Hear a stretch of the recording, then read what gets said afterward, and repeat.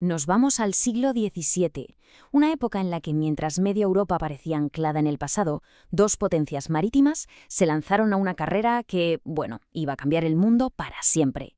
Hoy vamos a meternos de lleno en la increíble rivalidad entre la pequeña república neerlandesa e Inglaterra, un choque que, ojo, sentó las bases de la economía que conocemos hoy en día. Y es que todo esto arranca con una pregunta que es fascinante. ¿Cómo es posible que las Provincias Unidas, que eran, un puñado de territorios rebeldes que se habían independizado del todopoderoso Imperio Español, se convirtieran casi de la noche a la mañana en el motor económico de todo el planeta? Pues venga, vamos a descubrirlo. A ver que quede claro desde el principio. A comienzos del siglo XVII, los que mandaban eran los neerlandeses. Punto. Habían creado algo totalmente nuevo, su siglo de oro, que no se basaba en conquistar tierras, no. Lo suyo era otra cosa, dominar por completo el comercio mundial. Vale, pero ¿cómo lo consiguieron? Porque es que, encima, no tenían grandes recursos naturales. Pues muy listos ellos, se especializaron en ser los intermediarios del mundo. Y por el camino se sacaron de la manga inventos revolucionarios como la sociedad por acciones o la primera bolsa de la historia, la de Ámsterdam. Pero la joya de la corona, lo más bestia de todo, fue la BOC. Ojo a esto, porque no era una empresa normal y corriente. ¿Qué va? Era prácticamente un estado en sí misma. Tenía su propio ejército, firmaba tratados, podía hasta declarar guerras. Fue literalmente la primera multinacional de la historia. Y para entender su éxito hay que hablar de su arma secreta, el Fluid, un barco de carga diseñado para una sola cosa, ser súper eficiente. Le quitaron los cañones, que no hacían falta, le metieron mucho más espacio para mercancías y, lo mejor de todo, necesitaba muchísima menos tripulación. El resultado, pues que sus costes se desplomaron. Eran imbatibles en todas las rutas comerciales. Así de simple. Pero al otro lado del Canal de la Mancha, un rival estaba despertando. Inglaterra vivía un siglo XVII telita muy traumático, pero de todo ese caos iba a nacer una ambición feroz por competir en el escenario mundial. Y el punto de inflexión fue radical. O sea, los ingleses le cortan la cabeza a su rey, a Carlos I, y montan una república. Su líder, Oliver Cromwell, tuvo una visión clarísima. La grandeza de Inglaterra no vendría de las peleas en Europa, sino de los océanos. Y claro, para eso había que derribar al gigante neerlandés. Y su primer gran ataque no fue con cañones, sino con papel. Las actas de navegación fueron un misil directo a la línea de flotación del modelo neerlandés. Básicamente decían, ¿oh, que sois los transportistas del mundo? Pues a nuestros puertos no entra nada que no venga en un barco inglés. Zas, una declaración de guerra económica en toda regla. Era inevitable. La guerra económica se convirtió en guerra militar. Lo que vino después fue una serie de conflictos navales brutales que iban a decidir quién controlaría el futuro del comercio global. Durante más de 20 años se enfrentaron en 3 guerras terribles.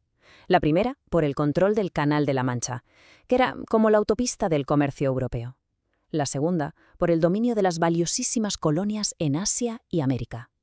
Y la tercera ya fue un intento a la desesperada de Inglaterra y su nueva aliada Francia por borrar a la República del mapa de una vez por todas. Para que nos hagamos una idea de lo bestias que fueron estos conflictos, en la Segunda Guerra la flota neerlandesa hizo lo impensable. Remontó el río Támesis, se metió hasta la mismísima base naval de Medway y quemó los mejores barcos de la Armada inglesa delante de todo el mundo. Fue la mayor humillación naval de la historia de Inglaterra. Entonces, ¿cuáles eran los dos modelos que estaban chocando? Por un lado tenías a la República Neerlandesa, federal, tolerante, súper centrada en las finanzas y el libre comercio. Y por el otro, a Inglaterra, una monarquía que cada vez era más parlamentaria, proteccionista y muy enfocada en la producción propia y la colonización. Dos visiones del mundo totalmente enfrentadas. Y cuando parecía que esta rivalidad estaba destinada a durar para siempre, la historia nos regala uno de sus giros más inesperados. El final de este duelo no fue, para nada, el que todo el mundo esperaba. Estamos en 1688. Los nobles ingleses, hartos de su rey católico, hacen algo impensable. Invitan al líder de su mayor rival, el estatúder neerlandés Guillermo de Orange, a invadir el país y convertirse en su nuevo rey. Tal cual. Y aquí está el giro genial.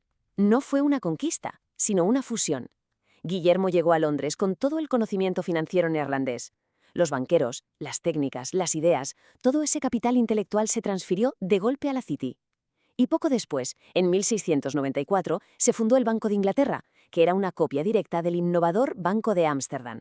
Al final, el relevo se produjo. Mientras la República Neerlandesa se desangraba luchando por tierra contra la Francia de Luis XIV, Inglaterra, protegida por ser una isla, usó el sistema financiero que acababa de heredar para financiar la Royal Navy y construir el Imperio Británico. En resumen, Londres había absorbido a Ámsterdam. Pero la historia aún nos guarda una última ironía, una anécdota que resume perfectamente el resultado de toda esta saga. En el Tratado de Paz de 1667, ambos países intercambiaron territorios. Inglaterra se quedó con un pequeño asentamiento neerlandés en América del Norte, un sitio llamado Nueva Ámsterdam. A cambio, los neerlandeses recibieron Surinam, una colonia rica en azúcar y especias que en ese momento parecía un negocio infinitamente mejor. Sí, ese puesto comercial sin aparente importancia que los ingleses se quedaron era la isla de Manhattan, y la rebautizaron como Nueva York. Los neerlandeses creyeron que habían hecho el negocio del siglo, sin saber que acababan de entregar el futuro centro financiero del mundo. Y esto nos deja con una pregunta final. ¿Cómo sería el mundo hoy si el centro del capitalismo global nunca se hubiera movido de Ámsterdam? Si los neerlandeses nunca hubieran cambiado esa pequeña isla, Manhattan, por un puñado de especias.